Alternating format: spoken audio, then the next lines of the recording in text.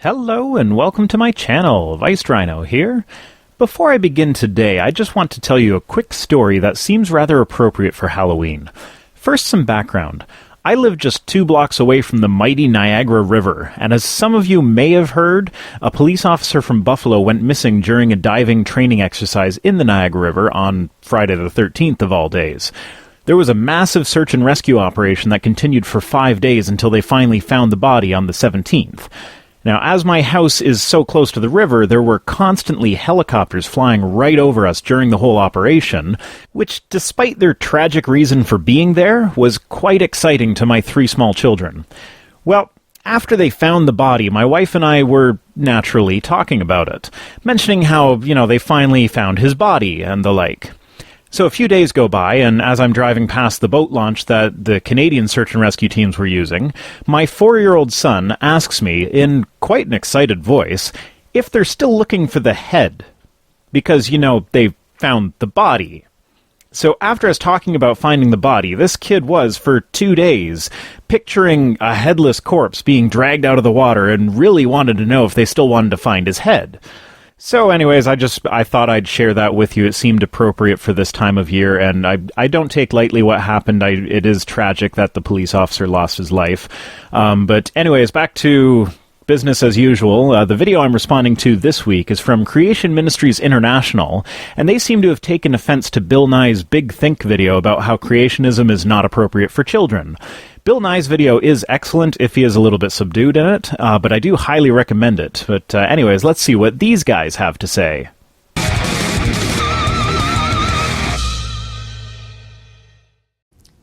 Evolutionists in the United States have confused priorities. Well, that really depends on how you define an evolutionist. I mean, it's really just as simple as someone who accepts the fact that evolution has and continues to happen. They don't have to agree on anything else. It's kind of like atheism in that regard. All atheists have to agree on is that there is no God. There are plenty of atheists out there who believe in ghosts and other crazy stuff. I mean, I used to work with a lady who called herself an atheist because she didn't believe in any theistic gods, but she had this crazy belief that we are all pan-dimensional immortal beings who choose to insert themselves into mortal life as a sort of entertainment, and as part of it we make sure that we don't remember our immortal lives while we are mortal.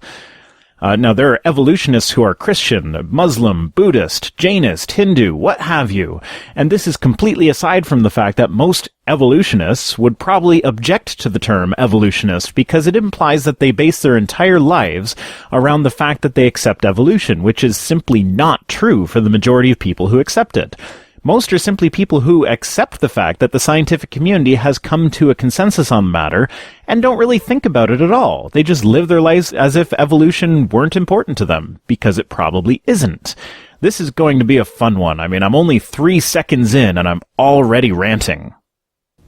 I mean, kids score near the bottom in reading and math and science. And you think what? That teaching unscientific nonsense like creationism will help raise the scores in science, but teaching actual science like evolution will hurt? I mean, you could say that Somalian students do worse, but generally the United States is behind practically every civilized country in education. Yeah, so we advocate for things like scientific literacy. If you are a creationist, you are a walking example of why people in the US are doing poorly when it comes to science. Unless you're suggesting that we abandon science altogether in favor of working on other aspects of education, which doesn't make any sense. It seems to me that teaching reading and writing comprehension should go hand in hand with teaching science. People still send their kids to school, and that's largely because they don't know anything else to do with their kids. The way you said that seems to be implying that you think sending kids to school is a bad thing. Like, if you can't homeschool your kids, you're a bad parent. Is that it? Well, let me chime in on this one. I feel I am qualified to give my opinion on this because I homeschool my kids. Now, I don't do it for religious reasons, obviously. I do it because I can. I make enough money at my job that my wife doesn't have to have a job, so she's home all the time. And my schedule at work is such that I'm usually home during the day to help out. And my kids are also at an age where I already know the material that they need to learn, and all else being equal, a one-on-one tutoring will always be more effective than classroom learning. Now, that being said, my kids' education comes first. If we ever find that we're unable to provide an adequate learning environment for them, then off to school they go.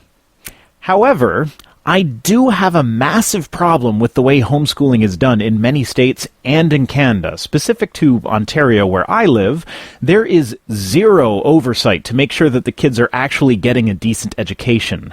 There are no standardized tests of any kind or anything like that. You can just never send your kids to school and say you're homeschooling if anyone asks, and that's the end of it. My understanding is that this came about as sort of a deal between homeschooling communities and the government, in which the homeschoolers get this lack of oversight in exchange for not being able to take tax deductions on the resources they need to buy in order to educate their kids. I would much rather have to answer to some sort of oversight board and get tax breaks than have thousands of kids educated with no set standards. But when you have a majority of kids that aren't even literate, asking them to be scientifically literate is a bit of a leap, to be honest. Okay, so teach both. I fail to see the problem. You don't need to abandon science in order to teach English. An evolutionist himself said that most of biology proceeds independent of the theory of evolution. So why is this the issue that scientists want to push? Because this is the issue that creationists are pushing back against. There aren't entire groups of tax-exempt people and organizations lobbying to halt the teaching of how the cardiovascular system works. So there aren't also groups of science organizations lobbying for the teaching of the cardiovascular system. If all creationist groups stopped protesting against the teaching of evolution today, then I guarantee a few years from now, you would no longer see scientists pushing hard for the proper teaching of evolution, as evolution would start to be properly taught by then. The only reason the pro-evolution voices would stick around longer is because it would take a few years to get the teachers up to speed and to recover from the damage done by the creationist movement.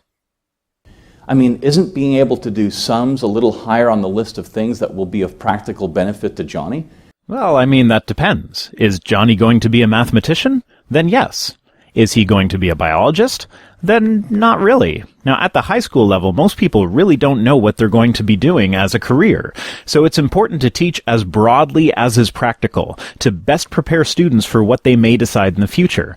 And I can tell you, as someone who deals with basic math every day at work, doing sums isn't really that important for my job, even though it's a significant part of it. I have the ability, but I will always use a calculator or the computer to do the math for me, because it can literally cost me money if I make a mistake.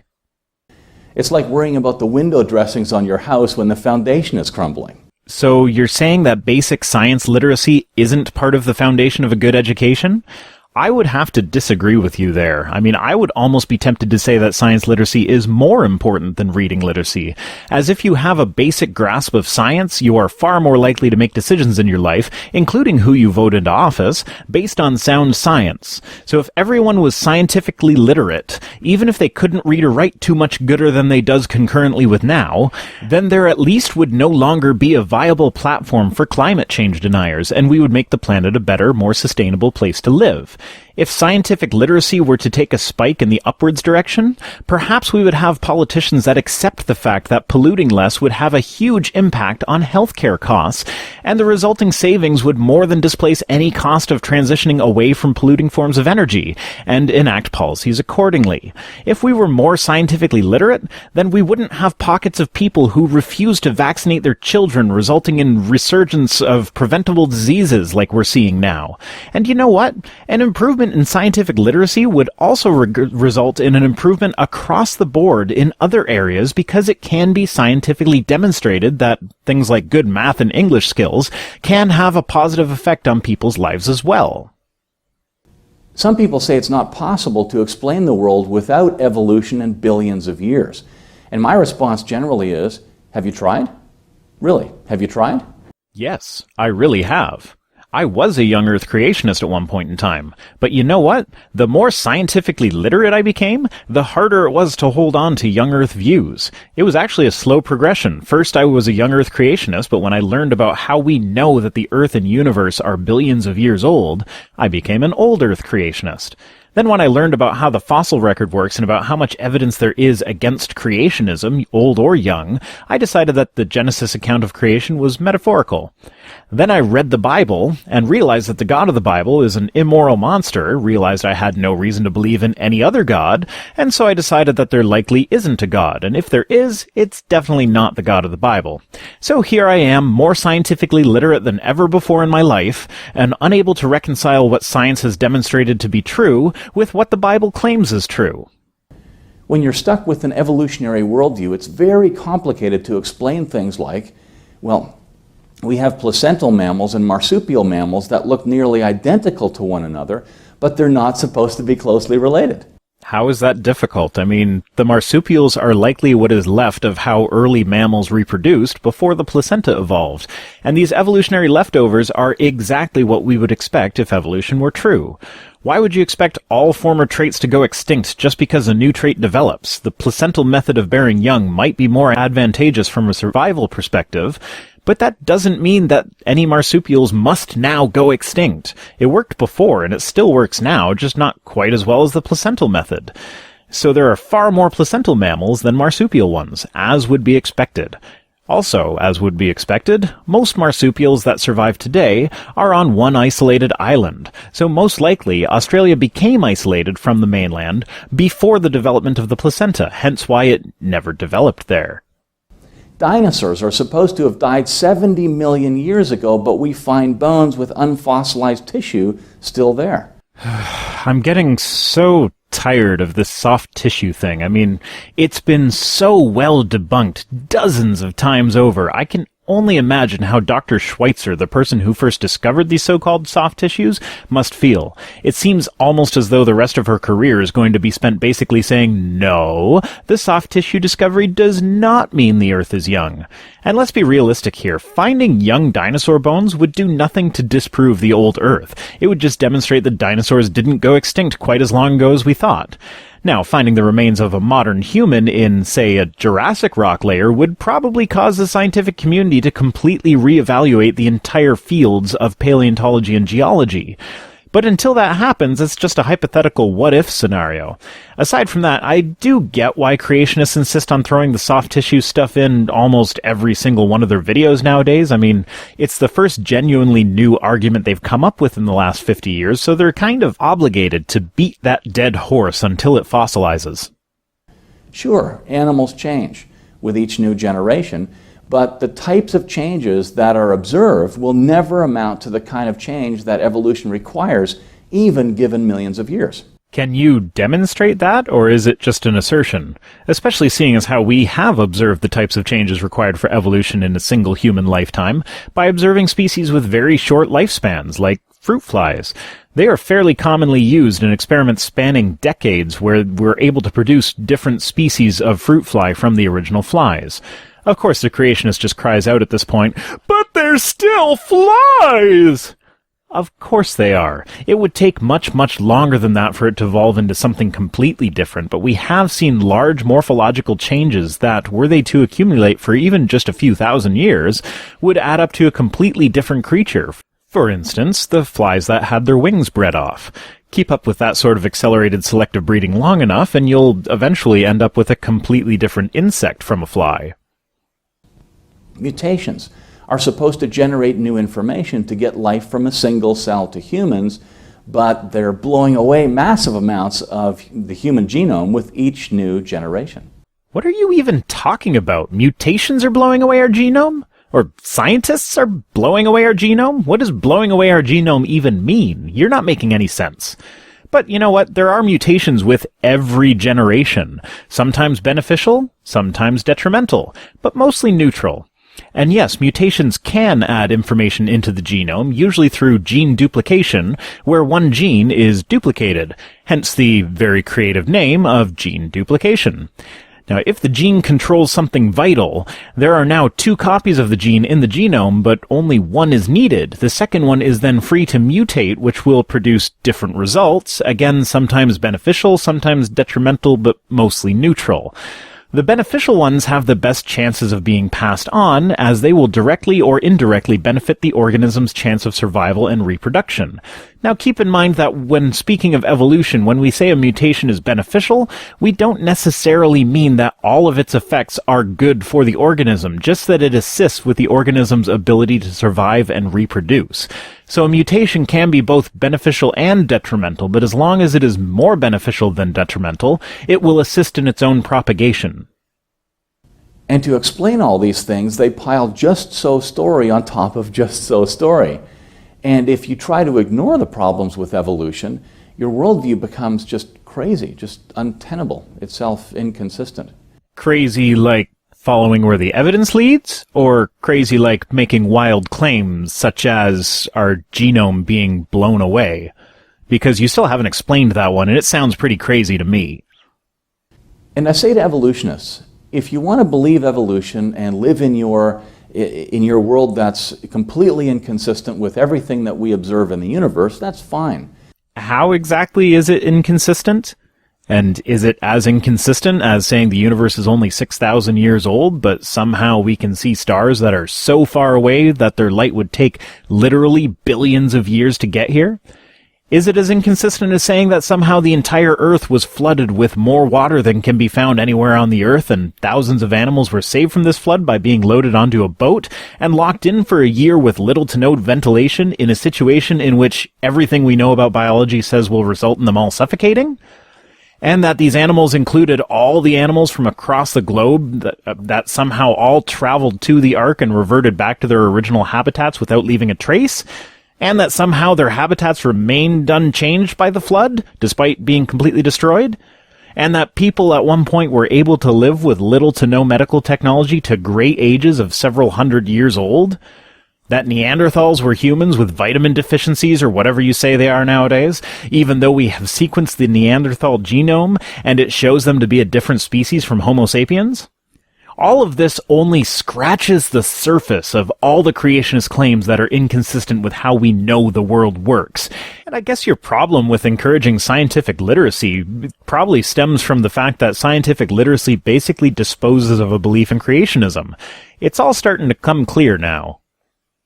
But don't make it your mission to brainwash our kids. You can't even teach them to read properly.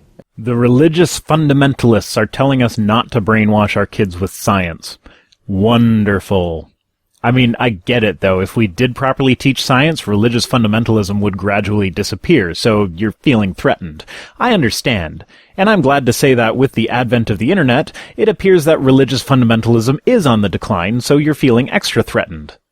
And that's the first step.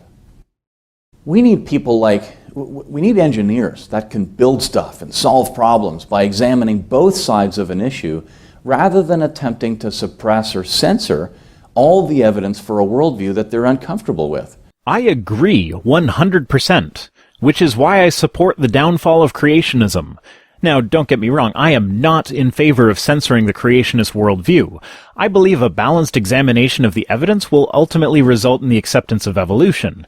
I have occasionally had people comment on my videos that they want to go flag the creationist videos that I respond to, and I always tell them that I do not condone that behavior unless the other person has actually violated the terms of service in some way, which they usually haven't.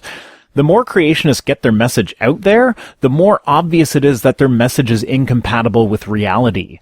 I want creationists to continue trying to spread the word so that myself and people like me can continue to fact-check them and show how dishonest they have to be in order to hold their worldview. Creationism will die a lot quicker if it is not suppressed.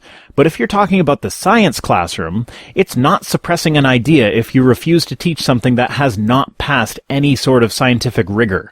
Evolution went through years of challenges before it was taught in schools. Creationism has gone through none of that. It fails at every step of the scientific process. Why should it get a free pass to be taught in the classroom without being properly tested? Or rather, why should it get a free pass to be taught after failing every test it has been put up to? Most Christian students are taught evolution and allowed to examine the science against it. And that is why most Christians end up accepting evolution. Unless you're only referring to creationists as Christians, in which case you're just flat out wrong.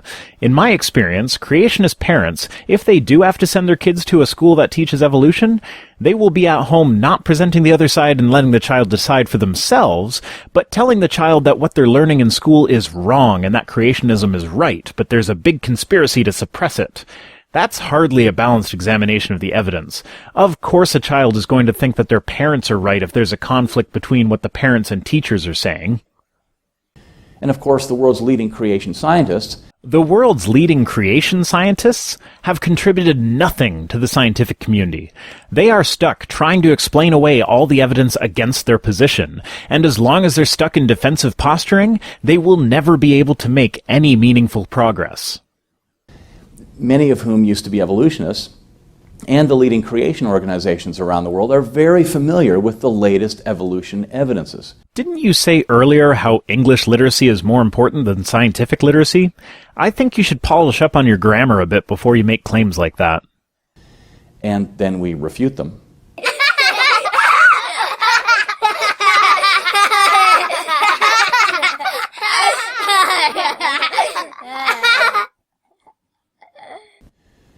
It's great when evolutionists talk about science, or have science programs for kids on TV that focus on things that are observable and repeatable that we all agree on. But if you disagree with something observable and repeatable, then it's unacceptable despite being demonstrable. But when you start talking about your faith in what happened millions of years ago when no one was there to observe anything, a bit of tolerance would go a long way, don't you think? We don't have to be there to observe it.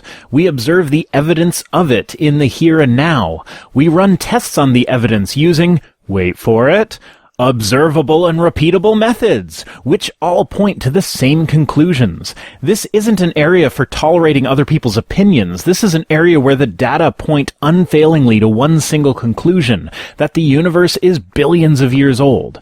We aren't the ones who have to sidestep around every new scientific finding to try and explain how it could be possible in an impossible situation. We just examine the evidence and go where it leads. I mean, is your way of understanding the past the only possible way to explain what we observe today? Well, speaking from a purely personal perspective, no. I'm sure other people view their past differently than I view mine. But some things, like evolution, have withstood so much scrutiny from so many different angles that it just becomes disingenuous to assert that it didn't happen. Of course not. I mean, what you believe happened millions of years ago isn't science. It's just a belief. It's just faith. It's faith in a particular version of history that's part of your worldview.